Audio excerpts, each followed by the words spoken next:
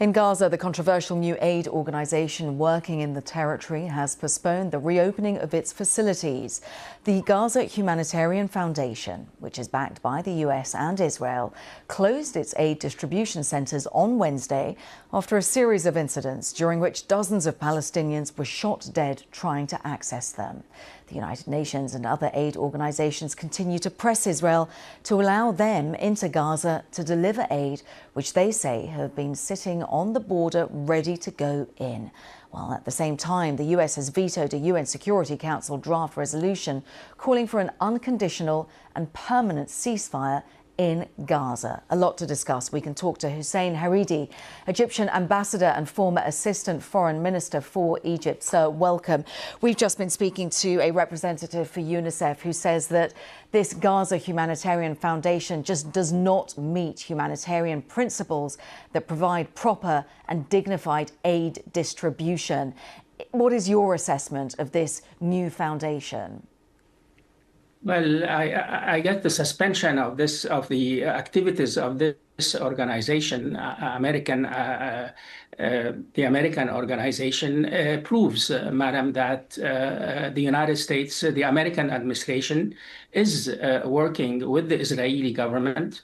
And the talk or these reports, press reports, that there are disagreements between the American administration and the Israeli government under Mr. Netanyahu are not quite accurate. I guess we after the American veto yesterday to a draft resolution before the Security Council of the United Nations, I guess that's further proof that the position of the American administration is aligned with the Mr. Netanyahu's government.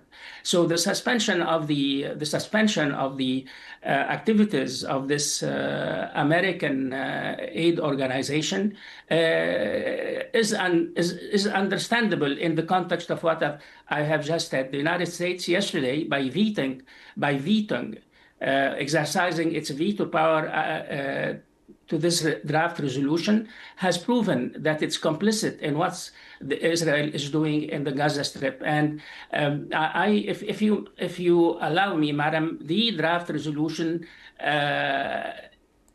called for the release of the hostages, but in the meantime called for the immediate cessation of hostilities and an unconditional ceasefire, and with the unconditional access of humanitarian aid to Gaza Strip. And the act of vetoing this draft resolution means that the United States really is supporting all the objectives of the Israeli government in the Gaza Strip. And any talk about the dire humanitarian situation in Gaza on the part of the American administration really does not hold water, madam. It is quite the accusation, sir, to say that the US is complicit in what Israel is doing in Gaza. If the United States were to say to you, look, we are just trying to facilitate a ceasefire agreement, and yes, you point to their vetoing of that resolution, which also included a clause calling for unrestricted aid to get in. If they say that they just simply want a ceasefire, how do you respond to that? Because, like I say, to suggest that the US is complicit in what Israel is doing is a really strong accusation. Well, madam, the proof is the veto yesterday. If we review the main paragraphs in the draft resolution, I guess it meets all the standards, all the demand of the international community.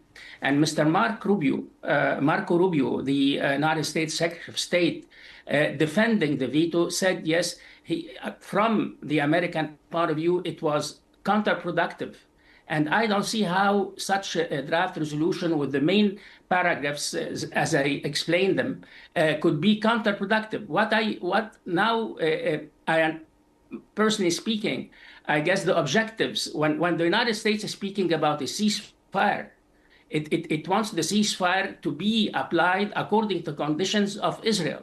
And of course, this is not acceptable either to the Hamas organization or to some Arab countries. The Israeli conditions are not about the release of hostages, madam. It's about the post-war Gaza.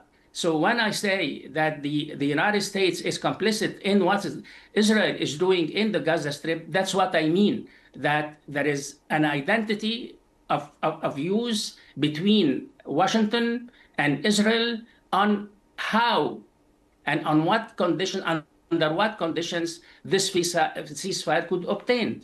I didn't mean to say that the United States does not want a ceasefire, but the United States, what I meant is that the United States wants a ceasefire according to Israeli conditions. And we have been, ever since last January, these negotiations and the mediation efforts have failed because the mediators, Egypt, Qatar, are trying or have been trying to bridge the gap between what Israel is calling for and what Hamas could accept.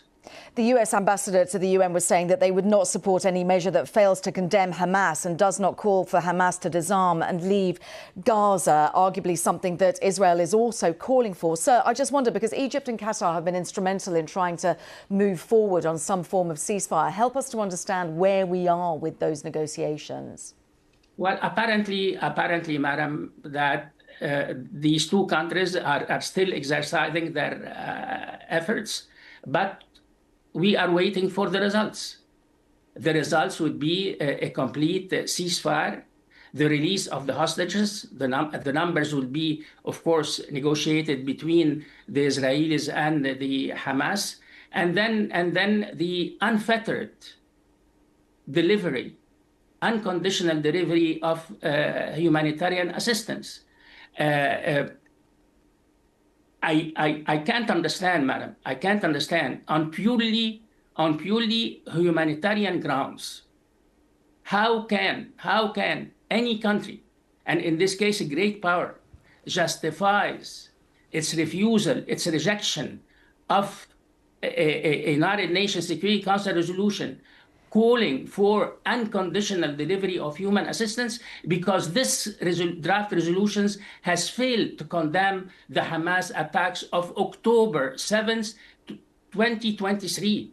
There is a very dire humanitarian situation in the Gaza Strip. And yesterday, I was following on the BBC the interview by the chief of the International Red Cross, in which she said, and I'm quoting her, she said that the situation in Gaza is hell on earth. What? Can't we stop on purely, madam, humanitarian basis? Can't we stop what's going on in Gaza now? 2 million people are starving to death. A dire situation, but just in a sentence, because this is always the bugbear, what happens to Hamas? Madam, there is an Egyptian initiative that was approved by the Arab world, by the Muslim countries, and by the leading European powers. And it has stated, although implicitly, that in the post-war Gaza, Hamas won't have any role. That is very clear. Hussein Haridi, Egyptian ambassador, former assistant foreign minister for Egypt. Thank you very much for your clarity. Thanks for having me, madam.